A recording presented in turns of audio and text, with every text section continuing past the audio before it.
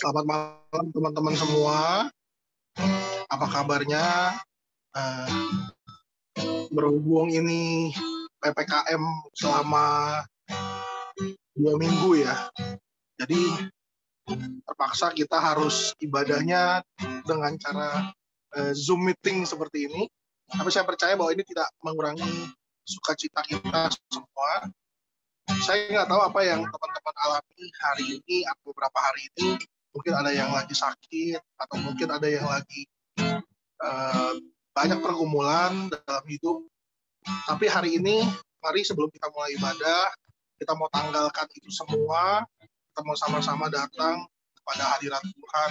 Kita mau percaya bahwa walaupun kita tidak melihat titik terang hari ini, tapi Tuhan tidak pernah meninggalkan kita. Amin teman-teman semua. Ayo mari kita sama-sama tundukkan kepala kita bersatu di dalam doa. Tuhan Yesus, kami bersyukur untuk kebaikan Tuhan. Keberadaan kami saat hari ini, kami percaya bahwa semuanya hanya karena kebaikan dalam hidup kami. Oleh karena itu Tuhan, pada malam hari ini kami bersama-sama bersatu hati Tuhan, dari tempat kami masing-masing, dari rumah kami Tuhan. Kami bersatu hati, kami mau menguatkan iman kami Tuhan. Kami percaya bahwa Engkau adalah Allah yang baik, Engkau Allah yang tidak pernah meninggalkan kami. Hati kami percaya Tuhan bahwa Engkau Allah yang selalu menolong kami. Tidak pernah Tuhan Kau meninggalkan kami, bahkan tidak pernah terlambat pertolongan dalam hidup kami. Terima kasih Tuhan. Kiranya Engkau memberikan kami Tuhan damai sejahtera, sukacita yang dari surga turun melimpah atas kehidupan kami saat malam hari ini. Terima kasih Tuhan, terima kasih Tuhan. Kami mulaikan ibadah kami dalam nama Tuhan Yesus Kristus. Kami berdoa. Haleluya. Amin. Mari sama-sama menyembah Dia. Mari kita naikkan pujian.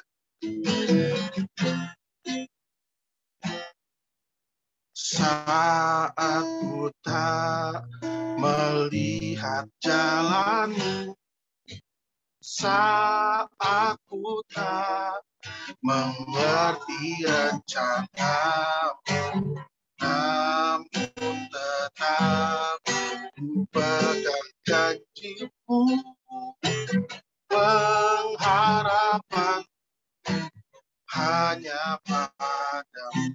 Saat tak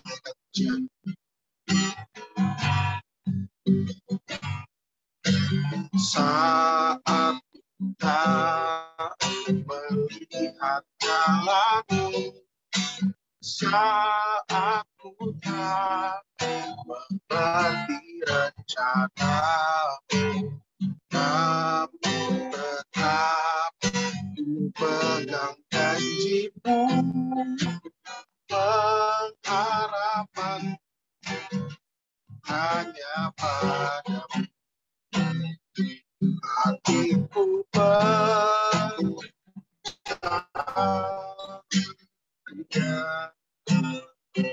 hatiku percaya, hatiku percaya, selalu percaya.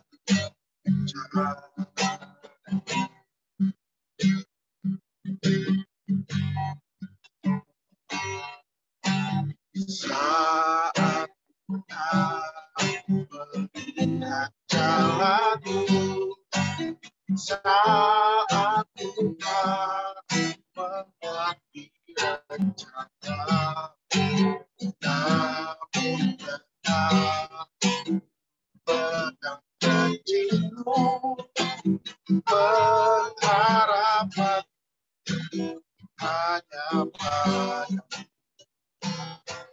Hatiku percaya,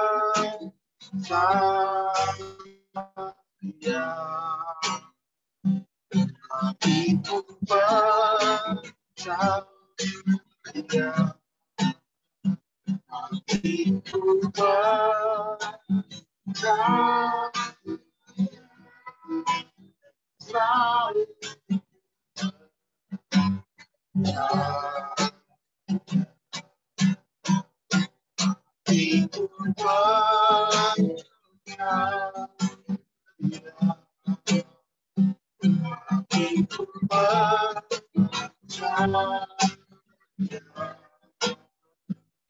hatiku percaya selalu. Mari nyatakan bersama. Hatiku percaya,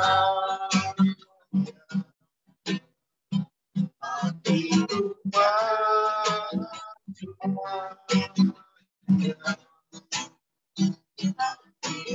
percaya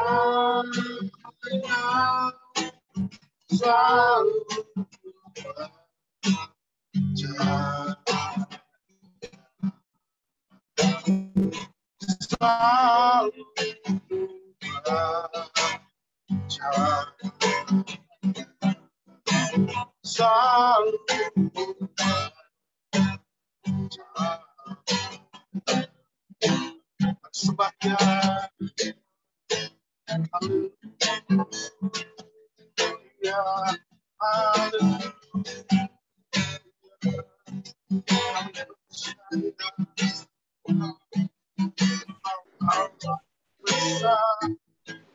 Kami yakin betul bahwa Allah yang sanggup menyelamatkan kami.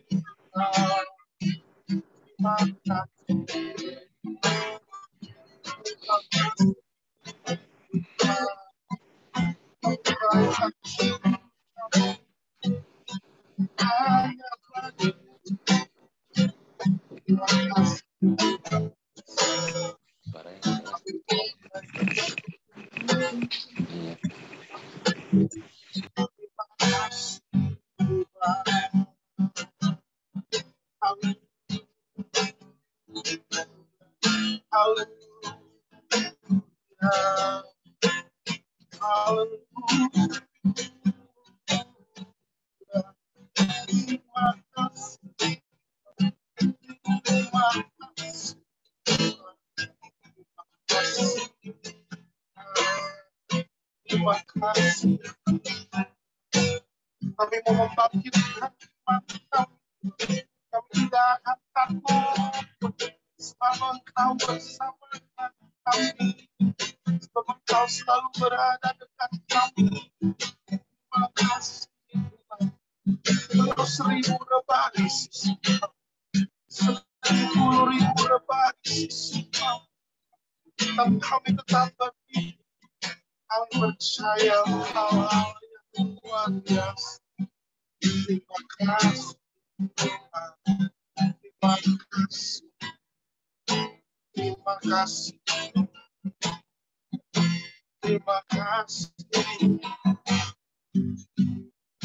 Hatiku percaya,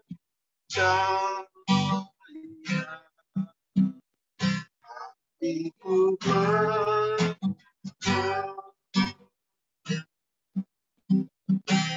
hatiku percaya selalu.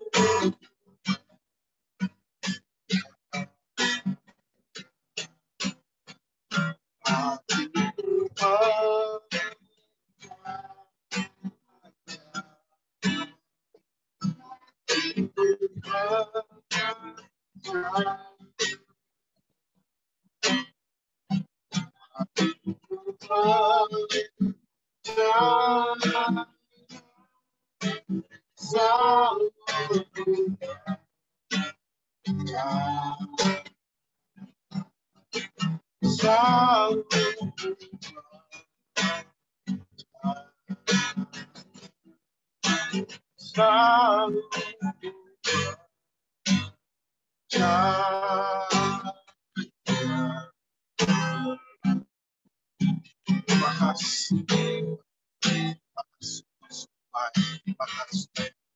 Terima kasih. Terima kasih Tuhan, kami akan memuji-muji Engkau. Biarlah Tuhan pada hari ini kami boleh mendapatkan damai sejahtera, sukacita, kekuatan yang baru daripada Tuhan. Karena kami tahu yang kami berada dekat Engkau, kami akan mendapat kekuatan yang baru. Sebab orang-orang yang yang menanti-nantikan Engkau akan mendapat kekuatan baru. Dia akan seumpama Raja Wali yang terus terbang naik tinggi ke atas Tuhan. Dan dia tidak akan menjadi lelah, tidak akan menjadi lesu. Kami percaya Tuhan. Terima Tuhan kekuatan daripada Engkau. Dalam nama Tuhan Yesus Kristus, setiap kita, Jemaat BIC sama-sama kita katakan, amin. Teman-teman, mari kita bersukacita bersama-sama di dalam Tuhan. Karena hari ini adalah hari yang telah dijadikan oleh Tuhan.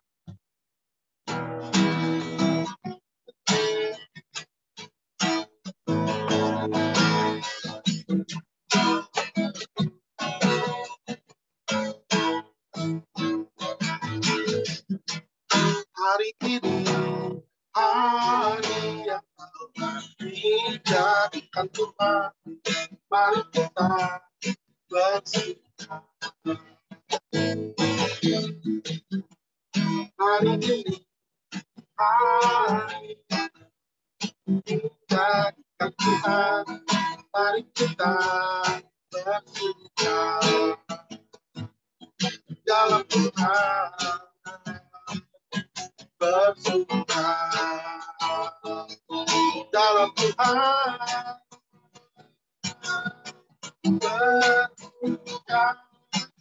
Bersuka dalam Tuhan. Mari bersuka, bersuka citalah. Bersuka, bersuka dalam Tuhan. Bersuka, bersuka citalah. Hari ini, hari yang telah dijadikan Tuhan. Mari kita bersuka. Hari ini, hari yang telah dijadikan Tuhan.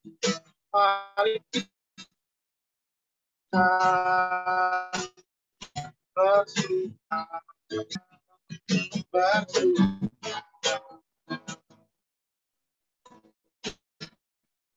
Dalam Tuhan, mari bersuka, bersuka dalam Tuhan.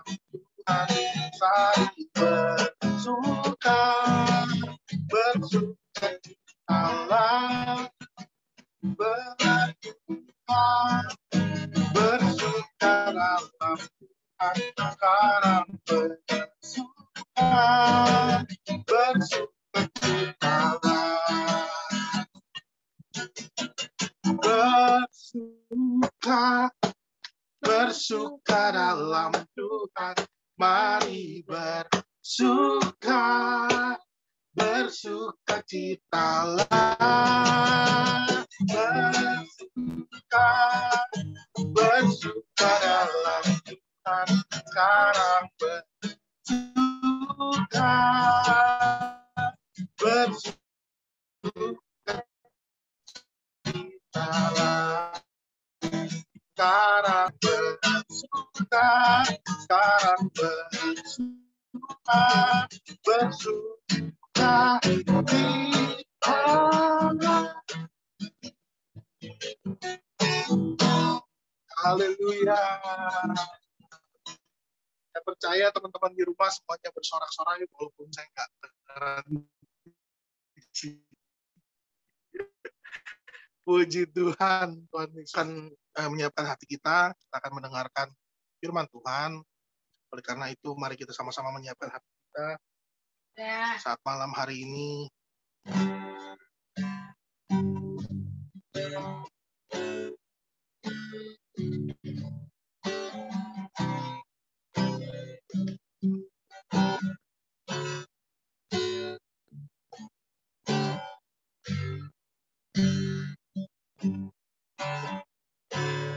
Terima kasih.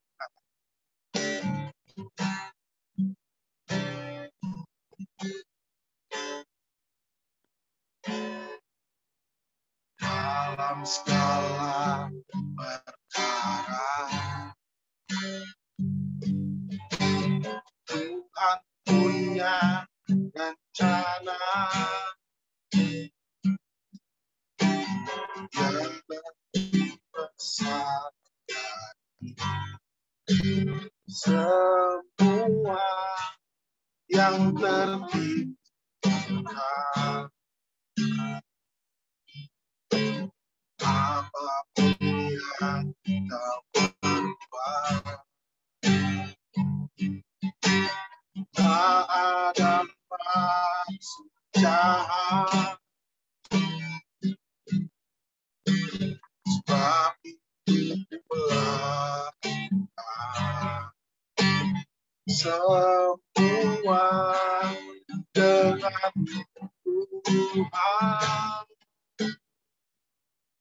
Tak akan menyerah pada apapun juga, sebelum ku coba semua yang ku bisa, tetapi ku berserah kepada kehendakmu.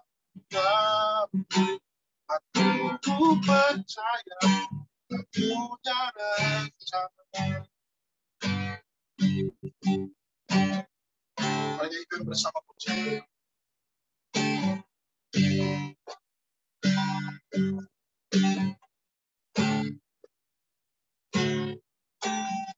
Dalam segala perkara Tuhan punya rencana yang lebih besar dari semua yang terpikirkan.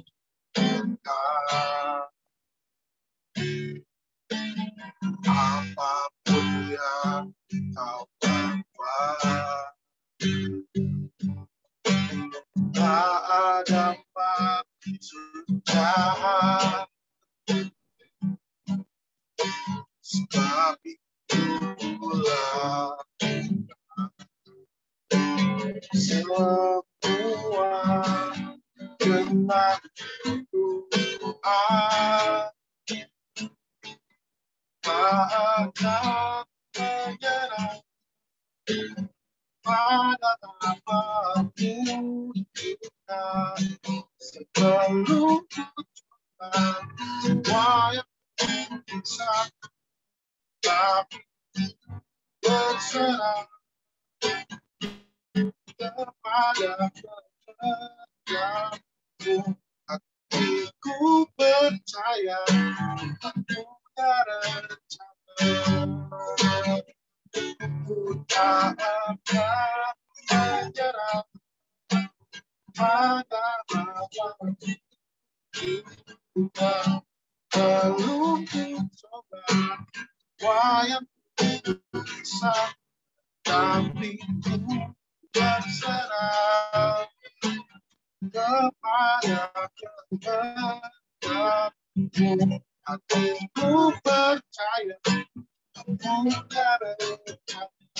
Cari itu setiap jemaat Tuhan yang tak akan menyerah pada apapun juga, sebelum ku coba semua yang ku bisa, tetapi ku berserah kepada kehendakmu.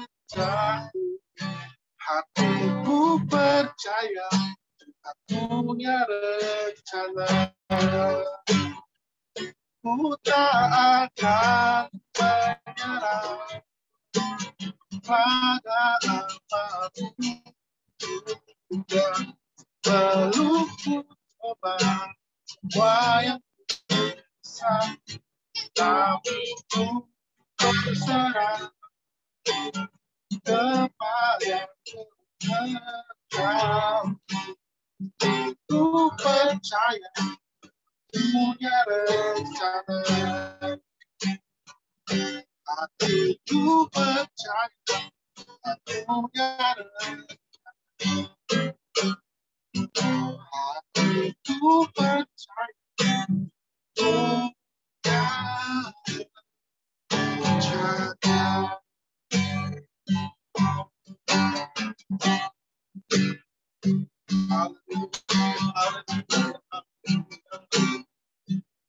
Padamu percaya padamu, kami percaya padamu, karena kami punya Allah yang satu, Allah yang lebih besar dan masalah, dan kami terus tetap teguh dalam Engkau. Kami terus mau melayani Engkau. Kami jangan selalu kami tahu, tangan selalu ada untuk menolong kami. Terima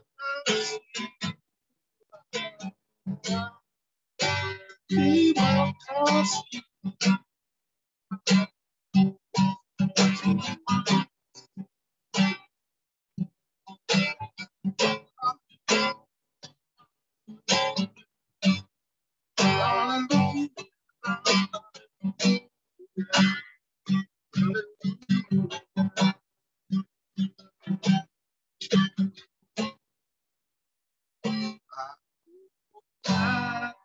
Ada besar yang telah berjanji dan sanggup menggenapi, dan ku bersepakat percaya kuasanya. Ku terima sekarang kemenangannya. Aku punya Tuhan yang besar, yang telah berjanji dan sanggup menggenapi. Aku bersepakat percaya kuasanya. Terima sekarang kemenangannya.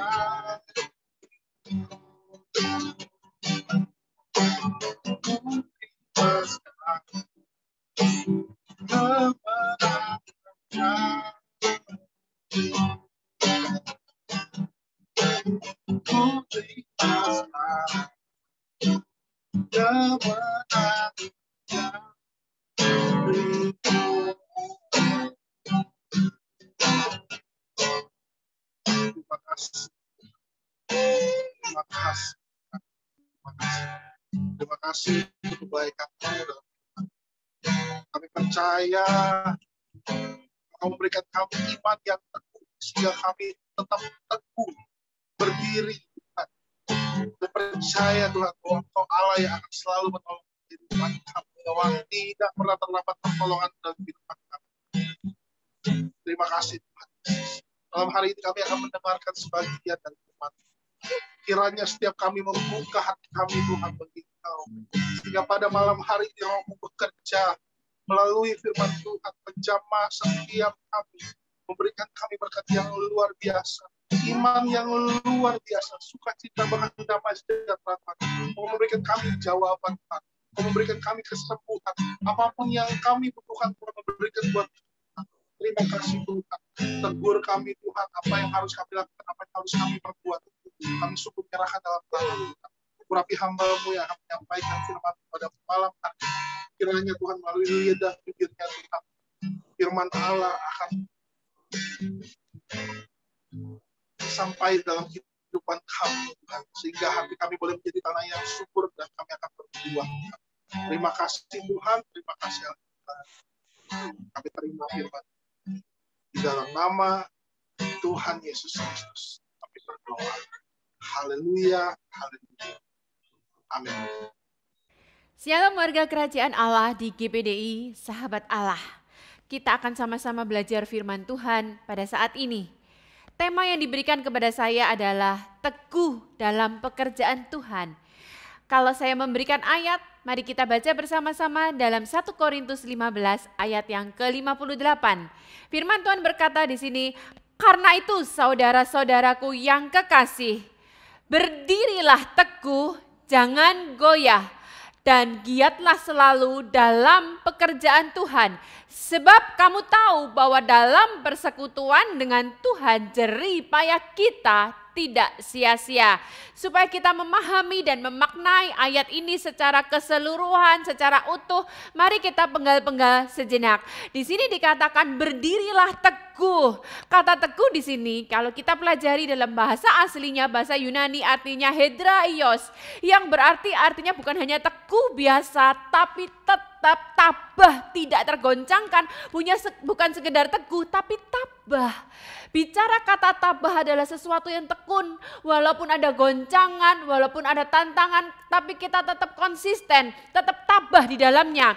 Kemudian kita lihat selanjutnya ada kata giatlah. Kata giatlah di sini bukan hanya semangat biasa, tapi semangatnya melampaui, melimpah-limpah. Sekali lagi dalam segala keadaan. Kenapa saya tekankan dalam segala keadaan? Kita tidak bisa pungkiri kondisi sekarang, kondisi pandemi, di mana orang semakin lemah lesu. Ngapain amat aku harus terlibat pelayanan? Waktuku sekarang waktu untuk bekerja, cari duit, dan duit.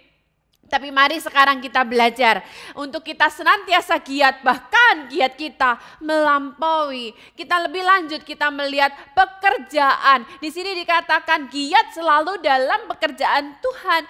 Jangan salah, mari kita satukan mindset kita bahwa pekerjaan Tuhan bukan melulu ketika kita di gereja. Kita jadi asyir, kita pegang kolekte, kita mimpin pujian atau pelayanan-pelayanan dalam gedung gereja. Tapi pekerjaan Tuhan dalam segala aspek hidup kita. Dan ternyata yang luar biasanya lagi, bahasa asli pekerjaan di sini adalah ergon, yang artinya bukan hanya tugas-tugas, jadwal pelayanan, tapi adalah perbuatan kita. Pekerjaan juga perbuatan kita, keseharian kita. Dan saya tutup di sini dalam ayat ini adalah supaya jerih payah kita tidak sia-sia. Dalam bahasa asli sia-sia adalah kenos, yang artinya jangan sampai setelah kita melakukan segala sesuatu, tapi ternyata apa yang kita lakukan akhirnya hampa. Kita pulang dengan tangan kosong, kita pulang ke rumah Bapak gak bawa apa-apa. Tidak. Tapi mari kita belajar saat ini bahwa apa yang kita lakukan berkenan kepada Tuhan dan kita mendapat upah. Dan perlu kita garis bawahi, upahnya bukan hanya nanti setelah kita mati bicara tentang di surga sana. Tapi firman Tuhan berkata upah juga ada di tempat ini saat kita ada sekarang. Nah, tapi yang perlu kita belajar adalah yang pertama dulu kita belajar jangan sampai kita gagal fokus. Nah, yang kita belajar dari sini adalah dalam persekutuan dengan Tuhan tidak sia-sia. Penekanannya di sini sebelum kita bekerja dan bekerja, melayani. Di sini ditekankan adalah persekutuan dengan Tuhan supaya tidak sia-sia dengan apa yang kita lakukan, yaitu dengan persekutuan itu tadi. Kita belajar dari pribadi yang satu ini, yaitu Yesus itu sendiri.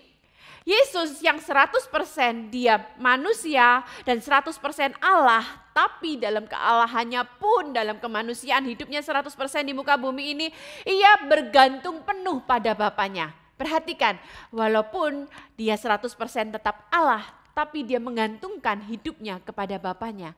Dan ini yang harus kita pelajari ketika kita giat, tapi giatnya kita harus ada arahnya. Yesus 100% Allah, tapi dia bergantung penuh pada Bapaknya. Mari kita belajar Yohanes 8 ayat 28-29. Di sini dikatakan, apabila kamu telah meninggikan anak manusia, barulah kamu tahu bahwa akulah dia, dan bahwa Yesus berkata, aku tidak berbuat apa-apa dari diriku sendiri, padahal dia juga 100% Allah. Dan dia berkata lagi, tetapi aku berbicara tentang hal-hal yang bagaimana diajarkan Bapa kepadaku. Dan ia yang telah mengutus aku, ia menyertai aku, ia tidak membiarkan aku sendiri, sebab aku senantiasa berbuat apa yang berkenan kepada Bapa. Maksud pelajaran yang saya ingin sampaikan pada saat ini adalah gini, kita giat, jangan sembarang giat. Rasul Paulus berkata, aku bukan seperti petinju yang sembarangan memukul, tapi punya arah. Sedangkan Yesus sendiri, dia bergantung penuh pada Bapaknya. Yesus berkata, apa yang aku katakan bukan sembarang perkataan, tapi apa yang aku dengar dari Bapakku. Apa yang aku lakukan bukan sembarang apa yang aku lakukan, tapi yang aku dengar dari Bapakku. Semua dalam hidupnya adalah instruksi dari Bapaknya, bukan sembarangan. Jadi mari kita belajar saat ini, kalau kita mau giat bukan sembarang giat. Sebab ketika kita giat tapi tidak tepat pada sasaran, kita malah membuang waktu kita, membuang hidup kita, dan akhirnya sia-sia. Belajar dari Tuhan Yesus. Dia 100% Allah, tapi menggantungkan hidupnya pada Bapaknya. Dan apa yang didengar, dilihat dari Bapaknya. Yesus sendiri sebagai manusia, dia tidak sembarangan meninju memukul, tapi dia mengikuti arahan, instruksi dari Bapaknya. Oke, mari sekarang kita lebih lanjut lagi. Bagaimana sekarang kita tahu supaya kita bisa giat dan terarah dan benar, supaya kita tidak sembarangan memukul? Yang pertama adalah kita intim dengan Tuhan, sebab tadi dikatakan persekutuanmu dengan Tuhan. Tapi yang kedua kita belajar, ayo kita hidup kita belajar dari destiny atau tujuan yang sudah Tuhan tetapkan dalam hidup kita. Nah, saya jelaskan dulu. Pada waktu kita tercipta, lahir, dirilis ke muka bumi ini, pada waktu kita lahir jadi bayi, perlu kita tahu dan kita sadar bahwa Tuhan sudah punya tujuan masing-masing buat setiap kita. Sedangkan manusia aja di muka bumi ini membuat segala sesuatu untuk tujuannya. Saya pakai mic sekarang. Mic ini dibuat untuk apa? Supaya membesarkan suara saya. Wow, sekarang semakin canggih, mic-nya tidak terlihat supaya simple dan efisien.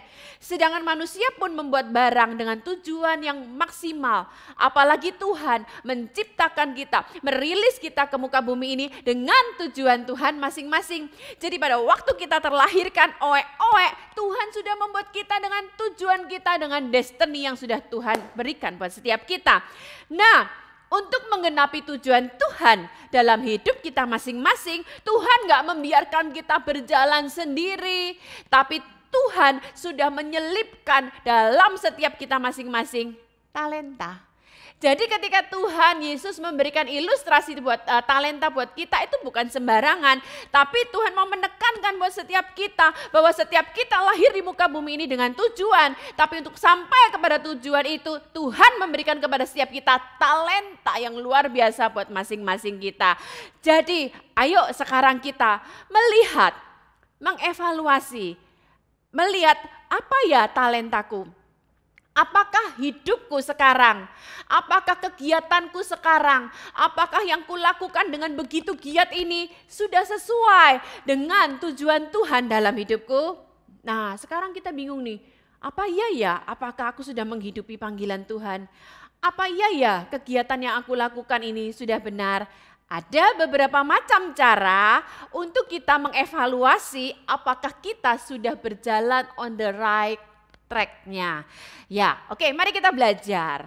Cara pertama kita bisa belajar dari Yeremia. Kalau Yeremia cara yang paling mudah karena dari awal Tuhan sudah bilang kepada Yeremia. Saya bacakan Yeremia 1 ayat yang ke-5. Firman Tuhan berkata seperti ini. Sebelum aku membentuk engkau dalam rahim ibumu, aku telah mengenal engkau. Nah, ini masalah mengenal. Sebelum kita semua lahir, dibentuk dalam rahim mama kita, Tuhan bahkan mengenal kita. Makanya Tuhan punya tujuan masing-masing. Dan sebelum engkau keluar dari kandungan, kata Tuhan, aku telah menguduskan engkau. Aku telah menetapkan engkau menjadi nabi bagi bangsa-bangsa. Ya, kalau Yeremia memang enak karena dari awal dia sudah tahu bahwa tujuan hidupnya dia menjadi nabi. Jadi dalam menjalani hidup sehari-hari dia, dalam dia melakukan kegiatannya dengan penuh semangat, dia tahu tujuannya dia menjadi nabi. Bagaimana dengan kita yang belum kita paham? Oke, kita lihat beberapa cara selanjutnya. Cara yang selanjutnya adalah cara Esther. Cara Esther ini adalah gini, tunduk dan taat pada otoritas yang di atas kita.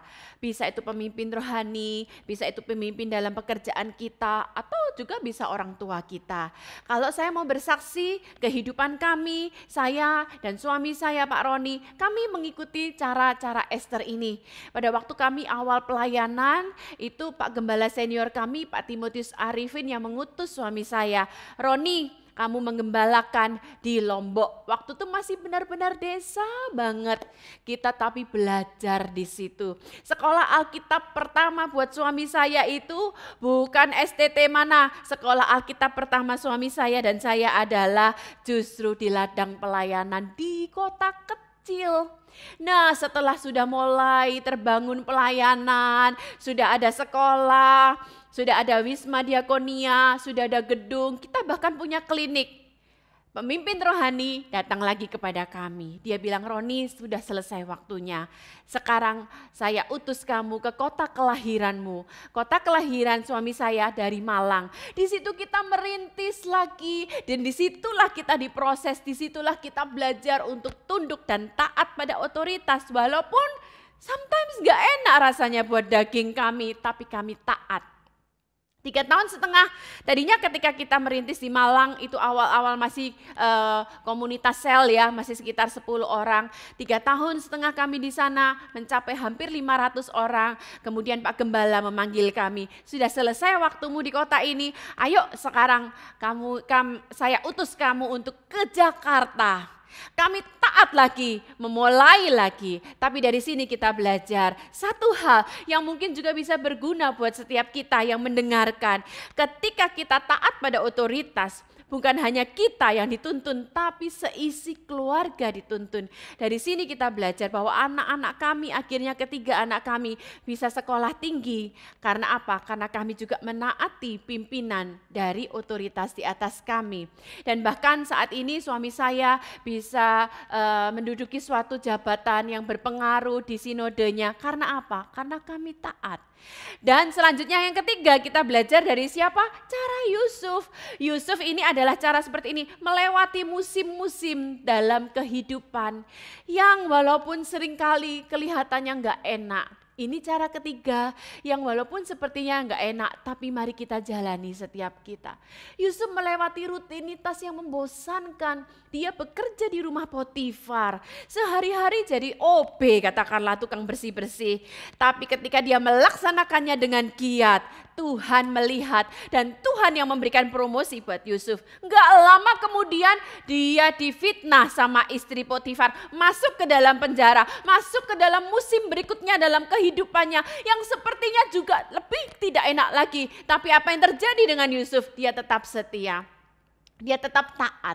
Nah, kalau kita belajar kata giatlah, teguhlah dalam pekerjaan Tuhan, kita nggak bisa pilih-pilih pekerjaan. Aku yang mau yang keren, yang tampil di depan orang, yang dilihat orang. No, tapi Tuhan melihat justru dari dalam hati kita. Yusuf di sini melakukannya. Siapa sih yang lihat? Yang lihat Yusuf cuma teman-teman penjara.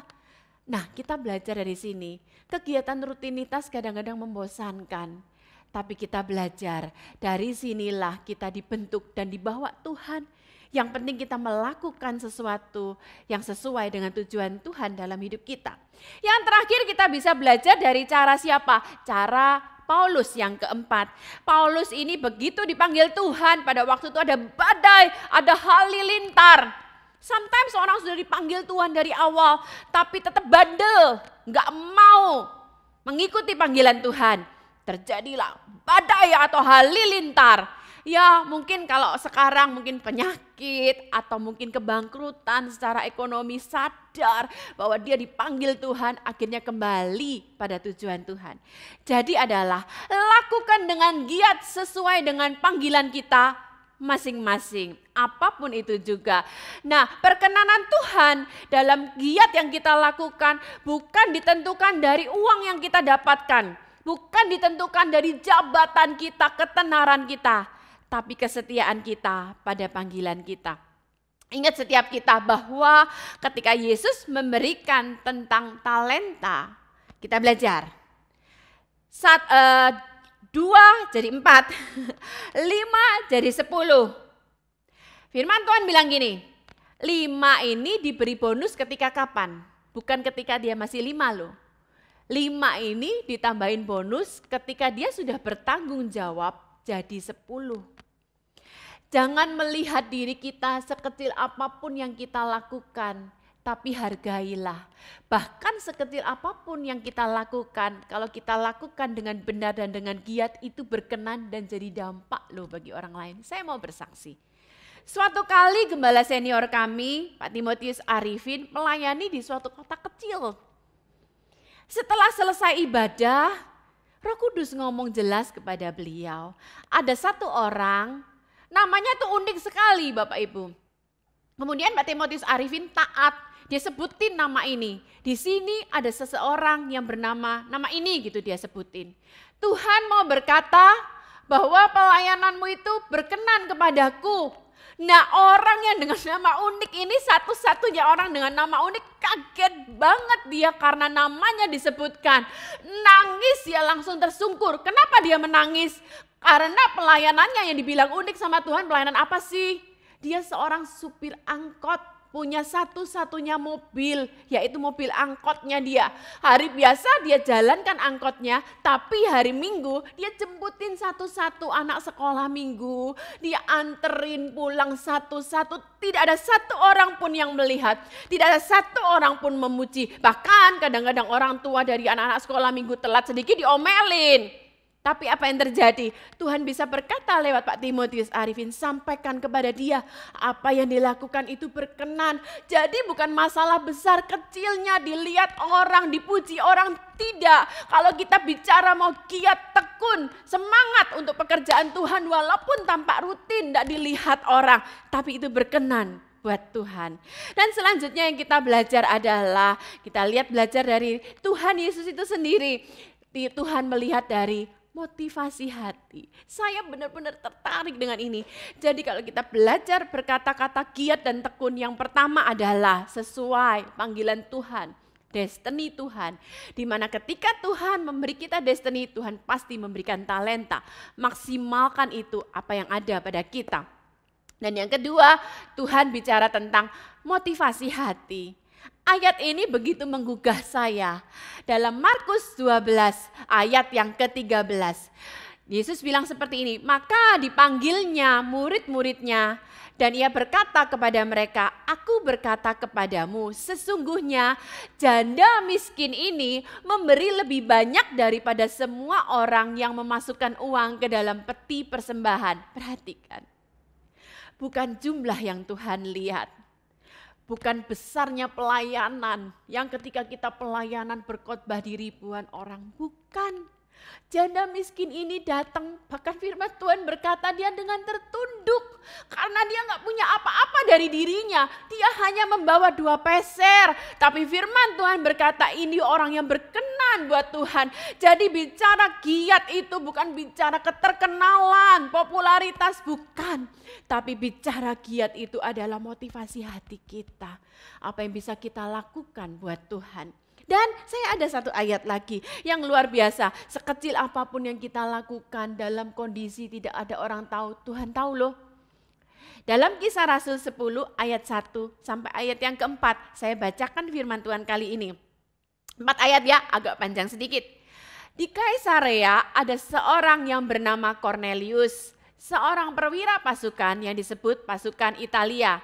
Ia saleh. Ia serta seisi rumahnya takut akan Allah dan ia memberi banyak sedekah kepada umat Yahudi dan senantiasa berdoa kepada Allah. Dalam suatu penglihatan kira-kira jam 3 petang jelas tampak kepadanya seorang malaikat Allah masuk ke rumahnya dan berkata kepadanya, Cornelius. Ia menatap malaikat itu dan ia berkata, ada apa Tuhan? Jawab malaikat itu, semua doamu dan sedekahmu telah naik ke hadirat Allah dan Allah mengingat engkau. Perhatikan di sini, Cornelius adalah orang asing. Dia bukan orang Yahudi, dia adalah pasukan Itali. Pertama yang tadi saya sebutkan janda miskin, orang tersingkirkan, orang terbelakang. Tapi yang kedua adalah perwira, dia orang asing. Tapi firman Tuhan jelas berkata bahwa doamu dan sedekahmu naik ke hadirat Tuhan. Perhatikan bahwa apapun yang kita lakukan, ketika kita melakukannya dengan motivasi hati yang tulus, dengan hati yang benar, itu naik menjadi dupa yang harum buat Tuhan. Sekali lagi bukan kehebatan kita, tapi semua kita persembahkan dari hati yang mengasihi Tuhan. Oke, selanjutnya kita belajar lagi adalah kita belajar dari sini, jangan iri dengan panggilan orang. Tiap orang masing-masing ada panggilannya.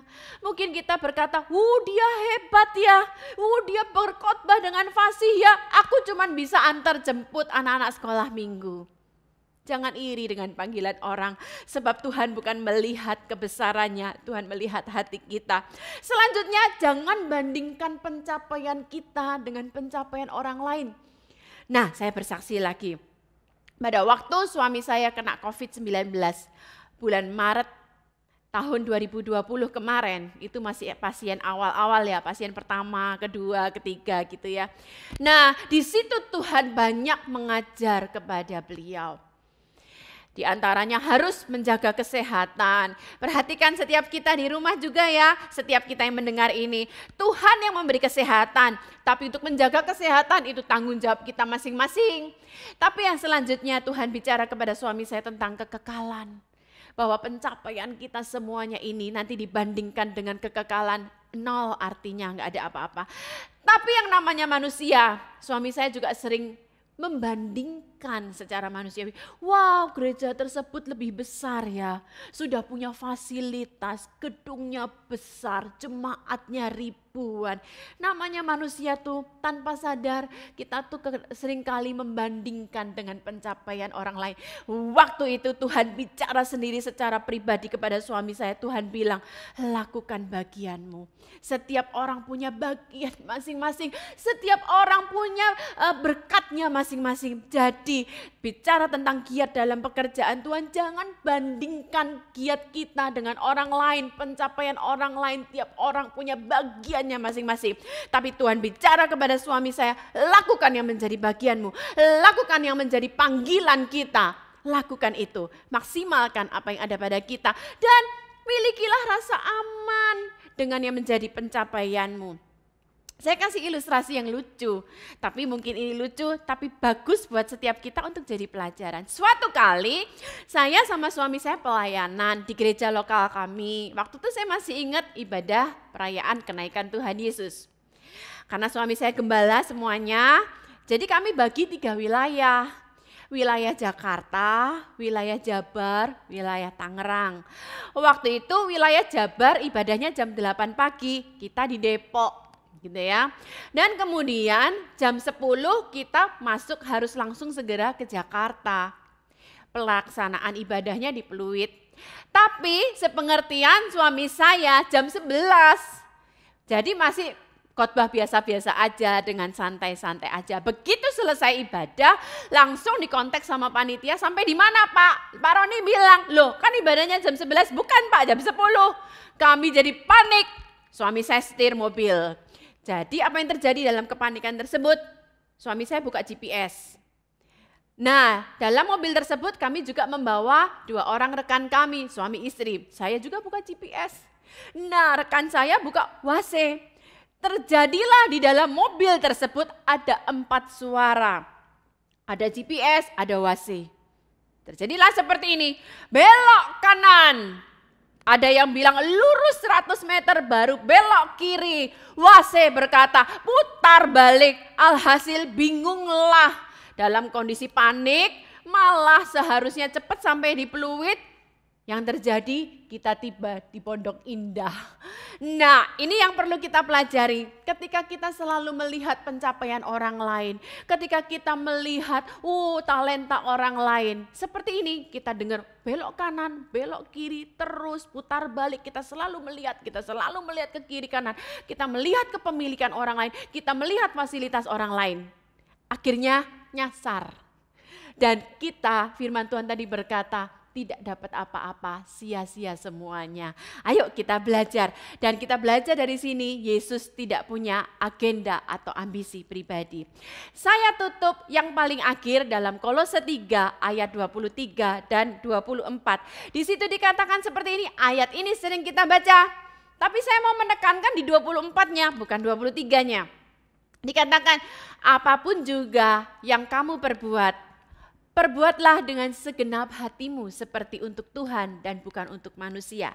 Jadi bicara giat ini, kita lakukan sehari-hari apa yang menjadi bagian kita, itu bukan berarti kita harus berkhotbah, kita harus pimpin pujian. Loh, ibu rumah tangga aja, ibu-ibu masak di rumah, ibu-ibu antar anak sekolah, ngajarin anak sekolah, setiap kita yang kerja kantoran, seperti tadi saya bilang rutinitas sehari-hari, tidak apa-apa. Lakukanlah dengan giat, dengan tabah, dengan tekun seperti untuk Tuhan. Sebab firman Tuhan berkata, ayat yang ke-24, kamu tahu bahwa dari Tuhanlah kamu akan menerima bagian yang ditentukan bagimu sebagai upah. Tadi dikatakan di dalam 1 Korintus supaya apa yang kita lakukan tidak sia-sia. Sebab kalau kita memfokuskan semua yang kita lakukan seperti untuk Tuhan, walaupun itu rutinitas sehari-hari, tapi firman Tuhan berkata, yang menjadi bagian kita upah itu dari Tuhan sendiri. Oke, katakanlah kita bekerja di suatu kantor. Gaji kita katakanlah bagus, let's say lah katakanlah 10 atau 20 juta, itu gaji. Tapi firman Tuhan berkata upah. Kalau upahmu dari Tuhan itu bukan gaji tetap tapi bonus. Kalau bicara bonus itu bukan seperti itu, bahkan pleasant surprises Tuhan bisa berikan buat setiap kita. Nah, ayat ini ditutup dengan seperti ini, Kristus adalah Tuhan dan kamu adalah hambanya. Kalau Kristus yang jadi Tuhan kita, dia tidak akan memaksa kita, dia tidak akan otoriter pada kita. Dia Tuhan penuh kasih dan memberikan upah yang luar biasa buat setiap kita.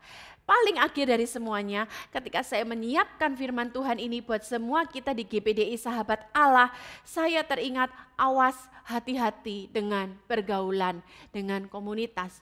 Kenapa saya tutup dengan hal ini? Karena gini, kondisi pandemi seperti sekarang ini, banyak orang ada hobi-hobi baru, akhirnya timbullah komunitas-komunitas baru. Perhatikan dan evaluasi masing-masing, apakah komunitas kita itu membangun. Jangan bilang loh, oh aku akan bawa komunitasku, dengan semangatku, dengan giatku aku akan bawa mereka pada Kristus. Jangan sok pahlawan deh. Firman Tuhan berkata, pergaulan yang buruk merusak kebiasaan yang baik. Kita tidak lebih hebat dari firman Tuhan, kita tidak lebih rohani daripada Roh Kudus di dalam kita yang sudah mengingatkan kita. So, dalam keadaan seperti ini, awas dengan komunitas kita. Saya kasih cerita terakhir, kesaksian terakhir. Suatu kali ada anak muda di gereja kami, melayani dengan totalitas penuh semangat, berapi-api. Seperti tadi dikatakan bahwa bergiat teguh dalam pekerjaan Tuhan, dia teguh banget, penuh semangat. Suatu kali datang kepada Pak Roni. Pak Roni, saya mau melayani Tuhan di klub-klub di dunia malam. Apa tujuanmu? Iya, saya mau memenangkan mereka, teman-teman saya yang lama yang di klub-klub. Suami saya sudah mengingatkan, jangan. Lebih baik jangan, karena dia tahu kekuatannya, jangan dulu kamu ke sana. Tapi semangatnya menyala-nyala. Dia pergi ke klub-klub, memberitakan ceritanya, mau memberitakan Injil ke komunitasnya yang lama. Tapi apa yang terjadi? Bahkan malahan apa yang dia bilang giat, salah arah, gagal fokus. Akhirnya dia mulai meninggalkan komunitas lama, dia meninggalkan, dan apa yang terjadi? Dia kembali jatuh dalam dosa. Makanya saya tutup dengan ini, saya percaya Roh Kudus dalam saya mengingatkan saya untuk disampaikan ke GBDI Sahabat Allah warga kerajaan di tempat ini, supaya hati-hati, jangan kita bilang giat tapi malah giat kita tidak terarah, yang akhirnya malah menyeret kita jatuh kembali dalam dosa atau jatuh malah menjauh dari Tuhan. Mari kita tutup dalam doa, tapi pesan saya sekali lagi, giat kita seperti Rasul Paulus bilang, jangan seperti orang sembarangan memukul.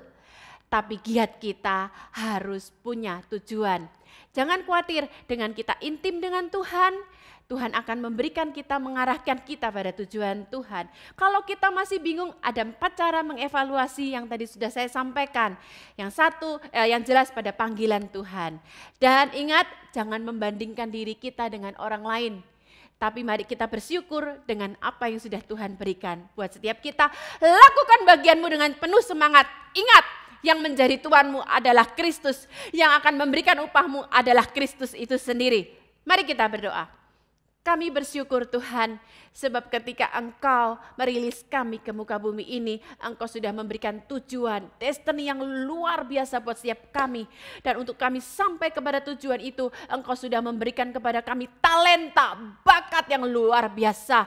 Kami sekarang sadar, kami tidak akan sembarangan memukul, tapi kami semangat, kami tahu bahwa kami mencapai tujuan yang sudah Kau tetapkan buat setiap kami. Kami bersyukur untuk firman-Mu Tuhan, dan pengharapan kami pada Engkau terus, karena kami tahu Tuhan kami adalah Engkau sendiri yang memberikan upah kami pada waktunya dan yang sesuai dengan takaran-Mu buat setiap kami. Kami bersyukur Tuhan, dalam nama Yesus kami berdoa. Amin. Tuhan Yesus memberkati, semangat untuk bekerja di ladang Tuhan. Amin. Amin. Oke, teman-teman semua, kita sudah dengar firman Tuhan yang padat sekali. Mudah-mudahan teman-teman bisa tangkap dengan baik ya. Saya akan sampaikan beberapa pengumuman buat teman-teman semua. Yang pertama, untuk ibadah kita di Kamis depan masih akan disampaikan melalui grup WhatsApp. Jadi pastikan teman-teman semua tergabung di grup WhatsApp BIC.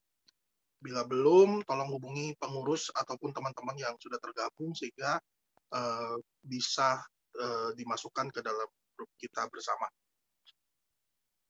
Kemudian yang kedua, jadwal doa dan puasa BIC masih di setiap hari Selasa, dimulai pada Senin malam sampai dengan Selasa sore. Senin malam jam 10 sampai dengan Selasa jam 3 sore.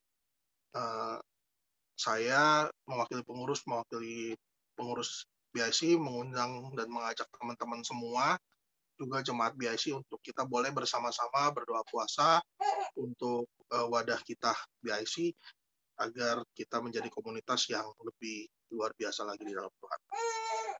Kemudian untuk komsel dan ibadah kita masih belum bisa onsite, jadi masih harus online. Jadi kalau teman-teman yang mau komsel, silahkan boleh berkomsel secara Zoom ataupun melalui WhatsApp video call, tapi belum disarankan untuk kita tatap muka, apalagi selama PPKM ini. Kemudian teman-teman yang membutuhkan bantuan doa bisa hubungi pengurus dari BIC. Kita rindu untuk bisa support teman-teman di dalam doa supaya setiap pergumulan dapat dijawab oleh Tuhan dan teman-teman bisa menjadi kesaksian juga buat kita semua bila doanya sudah dijawab oleh Tuhan.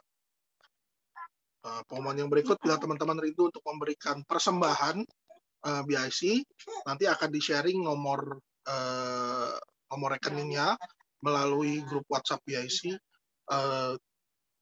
Nanti lihat aja di grup WhatsApp BIC ada nomor rekening yang akan disampaikan, teman-teman bisa mentransferkan untuk persembahan ibadah kita pada hari ini ke nomor rekening tersebut. Nah, yang terakhir teman-teman, selalu kami ingatkan untuk kita, terutama dalam masa-masa hari ini yang semakin membahayakan, untuk melakukan prokes yang ketat ya.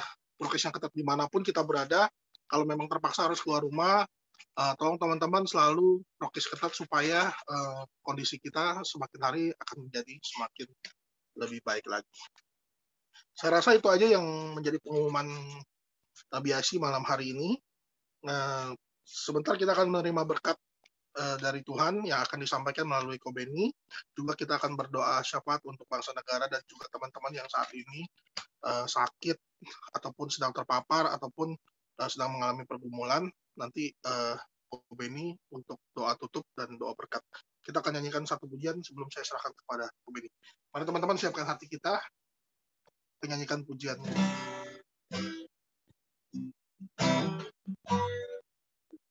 bagaikan cukup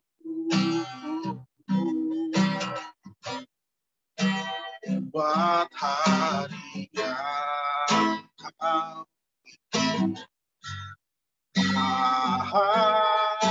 habiskan kasih dan rahmat. Selalu baru dan tak pernah terlambat pertolonganmu besar setia di sepanjang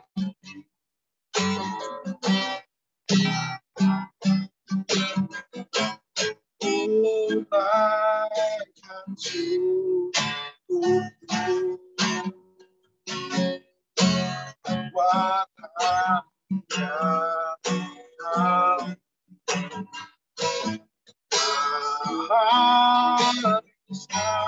habisnya kasih dan rahmat. Selalu baru dan tak pernah terlambat pertolongan besar setia di sepanjang. Saya serahkan kepada Kobi. Terima kasih Tuhan, Kau Allah yang baik, teramat baik bagi kami. Walaupun ibadah kami lewat Zoom, kami percaya bahwa Engkau hadir di setiap rumah kami masing-masing. Dan kami sudah menerima berkat firman-Mu yang menguatkan kami. Bahwa pengiringan kami kepadamu tidak akan pernah sia-sia. Kami punya Tuhan yang besar, Tuhan yang ajaib. Tuhan, kami juga berdoa untuk Indonesia, khususnya untuk kota Jakarta. Saat ini Tuhan, kalau kami mendengar dan melihat kasus COVID semakin banyak Tuhan. Tapi kami tetap percaya bahwa Allah kami, Tuhan Yesus Kristus, lebih besar daripada kasus COVID ini. Daripada virus COVID. Dan kami berdoa Tuhan, berkemurahanlah untuk kota kami Jakarta, untuk bangsa kami Indonesia. Lakukanlah hal yang mudah bagi Engkau untuk melakukan semuanya dengan segera Tuhan. Dan kami serahkan semua dalam tangan-Mu. Ada maksud Tuhan dalam pandemi ini. Dan kami belajar untuk mengerti rencana-Mu. Tapi kami sebagai anak-anak Tuhan, kami berdoa kepadamu Tuhan. Berkemurahanlah untuk kami, untuk bangsa kami, untuk kota kami. Biar segera berakhir kasus-kasus dan virus corona di kota Jakarta dan di bumi Indonesia. Terima kasih Yesus, makasih Roh Kudus. Kami juga berdoa untuk Om Paul, Tante Paul, Gembala senior kami Tuhan, biarlah di masa usia tuanya Tuhan pun Engkau jaga dan lindungi dengan kekuatan dan kesehatan. Kami berdoa juga untuk jemaat-jemaat-Mu, mungkin ada yang sedang sakit, mungkin ada yang terpapar virus Tuhan. Kami berdoa kepada-Mu, Engkau adalah Allah penyembuh kami. Engkau adalah penyembuh kami. Tidak pernah berubah Tuhan. Kami serahkan, kami berdoa untuk teman-teman kami yang terpapar dalam nama Yesus. Tuhan sembuhkan. Dan mungkin juga ada teman-teman yang menghadapi masalah dalam kesulitan ekonomi Tuhan. Tuhan pun buka jalan untuk menjawab semua kebutuhan mereka. Dan Engkau ada punya banyak cara untuk menolong kami dan kami berserah padamu. Terima kasih Yesus, makasih Roh Kudus.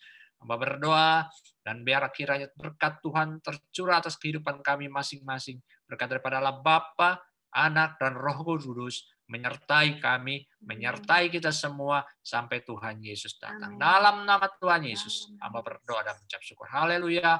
Amin.